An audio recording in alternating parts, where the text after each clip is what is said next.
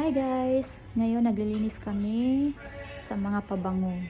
Wala dito sila ni Madam, pero 10 days pa bago dadating, naglilinis lang kami sa ngayon pa.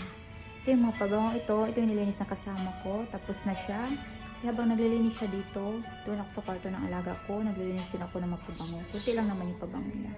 Doon lang muna ako kasi nagpatugtog siya ng tugtog nila, Tugpia. Hindi kami magkaintindihan kasi nagpatugtog din ako ng English songs. Kaya dinistansya ako. So, tinansya ko na patapos na siya, saka ako lumabas. Ito, tapos na siya dyan. Ay, nanilinis na yan. Dito karaming pabango. Meron pa doon isang kwarto. May isang kwarto doon na puro pabango kada. Sa isang kwarto, ang daming kabinet. Pabango. Yan, tapos na rin siya dito. Yan, tapos na siya. Yung pabango. Ako, hindi pa tapos. Yan pa yung ladder, hagdan. Kasi mahaba. Alam mo sa akin, unano ako. Yan, dyan pa ako tapos. Dyan tapos din ako. Dito pa ako tapos. Dyan, tapos na ako. Dito, tapos. Sa baba. Pabango yan.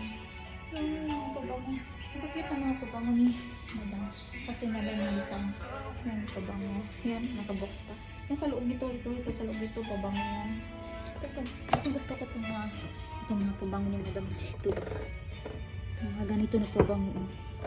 Uy. Paano ba ito? Ang cute. Bulgari? Bulgari? Ano Bulgar? Diba? Ano siya Bulgari. Ito mga ganito. Meron siya nito. Lahat ng kulay meron siya. Ayan o. May gold, yellow, bakit paras lang yun? Green, blue, white, purple. Anong kulay ito? Purple din. Ganyan si Amo. Mahilig siya ng mga iba't ibang kulay. Ito itong Chanel. Yan. Lahat ng kulay meron siya. O flavor. Itong ganito. Lahat siya ng flavor meron siya. Yan. Yan din ganyan. Lahat ng flavor meron siya. Isang brand. Ito din. Isang brand. So lahat ng kulay meron siya. Yan.